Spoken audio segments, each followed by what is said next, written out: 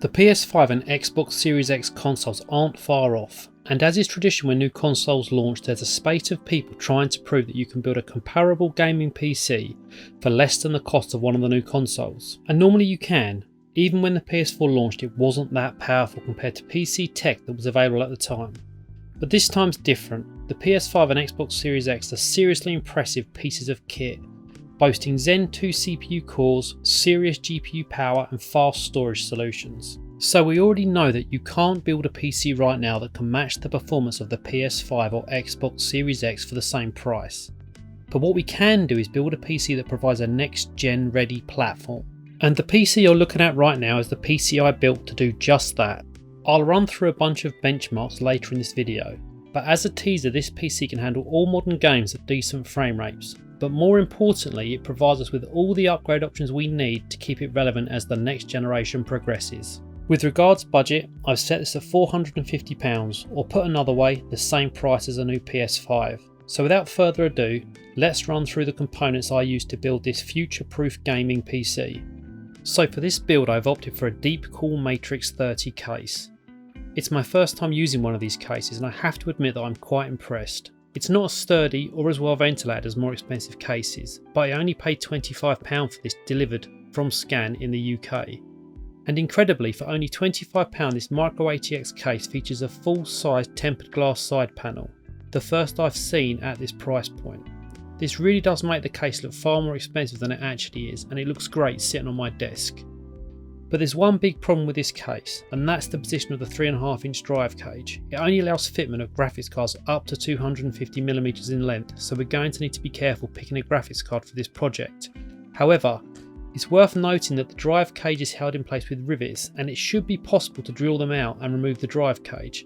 And even if we did decide to remove the drive cage, there's a mount for a 2.5-inch drive behind the side panel, and you could also get an adapter and put a 3.5-inch drive in the 5.25-inch drive bay. So provided your motherboard's got an M2 slot, you could still use at least 3 drives without needing the drive cage. Let me know in the comments below if you would like to see me investigate the removal of the drive cage in more detail. I'm always looking for an excuse to break out the power tools. Okay, on that note, let's move on to the motherboard. And after shopping around, I went for an ASRock B450M Pro 4.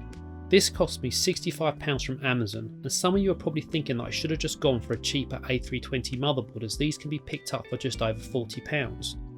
But remember, the objective of this build is to put together a PC that provides the sort of upgrade options we'll need to compete with the PS5 and Xbox Series X as the next generation progresses, and this motherboard is the cheapest one I could find that gives us everything we'll need to do that. One big feature of the next gen consoles is much faster NVMe storage, and this motherboard not only has a PCI Express Gen 3x4 slot, but it's also got an additional M2 SATA slot, so we can mount 2 M2 drives directly on the motherboard itself. It's also got other nice features like 4 DIMM slots, which can be really useful when adding more RAM at a later date. It's got a USB Type-C port on the back, and it supports DDR4 RAM right up to 3200 MHz, and has a good quality 9-phase power design. But perhaps most importantly, AMD has confirmed that B450 motherboards will support the latest Zen 3 CPUs when they launch, which means this board can run any 1st, 2nd, 3rd or 4th generation Ryzen CPU. So sure, an A320 motherboard would have been cheaper, but for the extra £25 we're getting a lot of extra features. Next up, let's take a look at the CPU. I've budgeted for a Ryzen 2600 CPU. This is a 6-core, 12-thread CPU. However, the eagle-eyed amongst you will have spotted that the chip in this shot is actually a Ryzen 1600. That's because it's the later Ryzen 1600 AF variant, which is essentially the same as a Ryzen 2600. I've had this chip a while and you could pick them up new for less than £100. However, they don't seem to be available anymore, and the AF variants now sell for as much as a 2600 does on places like eBay. So to keep things simple, I've allocated a £107 budget for the 2600 CPU, as this is what they cost on CEX. I also looked at the Ryzen 3300X. It's a great processor, and you can currently buy them new for £120 from places like Amazon. It's a great budget gaming processor, but we'd be sacrificing 2 cores and 4 threads. And whilst that might not be a big deal at the moment, my suspicion is that those extra cores and threads could prove useful once the next generation of consoles arrive. Now, as always with CEX, it's a bit of a lottery whether you receive the correct heatsink and fan with your CPU. I've had CPUs arrive from CX in a mint original box complete with original fan. I've also had CPUs arrive without a fan or box and delivered in a jiffy bag. So worst case scenario, if you don't receive a heatsink, you can pick up something like a Wraith Spire on eBay for about £10. Okay, so let's move on to RAM. This is another area that I debated for some time. As demonstrated by our recent super budget £164 PC build, you can still just about get by with 8GB of RAM, but I don't think that's going to be the case for long once the new consoles arrive. The PS5 has 16GB of RAM, and game developers will start using this as a base level when developing their new games. So for this reason, I've opted for 16GB of 3200MHz Corsair Vengeance DDR4. And because we're using a B450 motherboard, we can dial in the XMP profile and run this RAM at the full 3200MHz. But if you're on a really tight budget, you could order an 8GB kit now, and because the motherboard we're using has 4 DIMM slots, you can easily add another 2 sticks at a later date. But if you can afford it, go with the 16GB kit. Next up, let's look at the storage we're going to be using to get this system up and running. As mentioned earlier in this video, fast storage is going to be important longer term. Games will most likely be written to take advantage of faster storage, but at this stage our budget doesn't stretch to a fast, high capacity NVMe drive. Sure, we could use a small capacity NVMe drive, but I don't see the point in this. We're going to need that NVMe slot to house games at a later date, so ideally when we do populate the faster NVMe slot in the motherboard, it'll be with something larger like a 1TB drive. So instead, I've opted to pick up a 250GB SATA M2 drive to go in the SATA M2 slot on our motherboard. This is fast enough to run Windows 10 and means that we can add an NVMe drive at a later date for game storage. The drive I went for is a crucial 250GB MX500, which cost me £32 from Amazon. I'll put a link to all the parts I'm using in the description section below. And to supplement our M2 drive and give us more space in the short term for games, I've also picked up a cheap 500GB 2.5-inch drive. This mounts neatly behind the metal side panel. This approach sets us up nicely for when the next generation of consoles arrives. All we'll need to do is add a decent NVMe drive, and we've got fast storage for new games and can still keep older games on the 2.5-inch mechanical drive. Plus, when we do add the NVMe drive, we won't need to mess about reinstalling the operating system. Let me know what you think of this approach in the comments below. Do you think this approach makes sense, or would you have done things differently? Next up is the power supply. And to power this PC, I'm using the Corsair VS550 power supply that I picked up from my recent £164 budget gaming PC build. This was an absolute bargain. It cost me £32.20 delivered and arrived in almost mint condition and in its original box.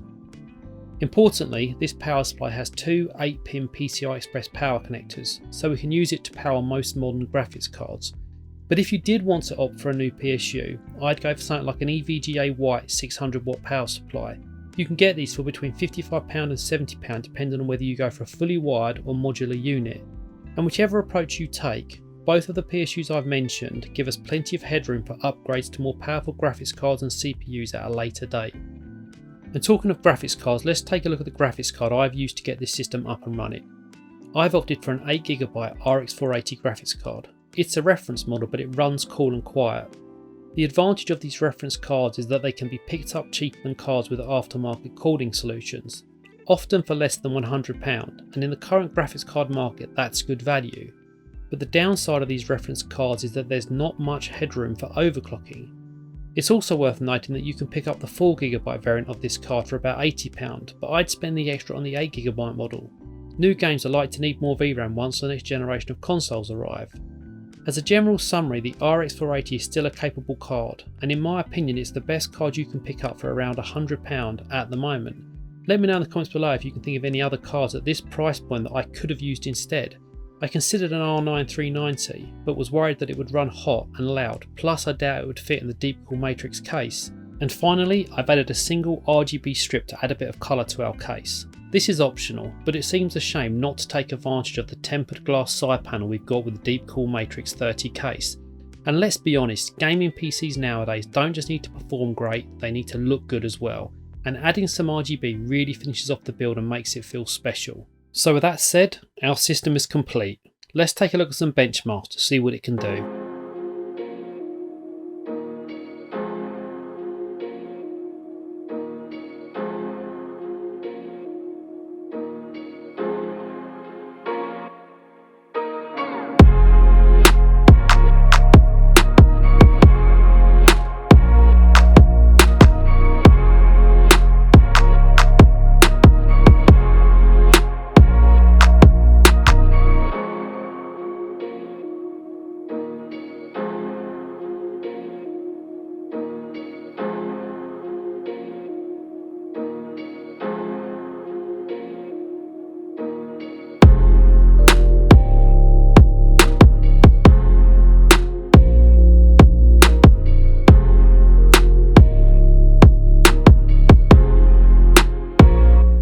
Okay, so as you can see from those benchmarks, this £450 build is still a very capable system and sets us up nicely for when the next generation of consoles arrive. There's a lot of unknowns at the moment, and even when the PS5 and Xbox Series X arrive, there will still be a period during which games are written for both the current generation consoles and also the next generation consoles. But it's after this transitional period that having a highly upgradable system like the one we built for this project starts making a lot of sense. It's not the cheapest PC I've built, but it gets you onto a modern platform, and when you need more GPU power or storage, you've got a nice easy upgrade path. Okay, so on that note, I'm going to end this video.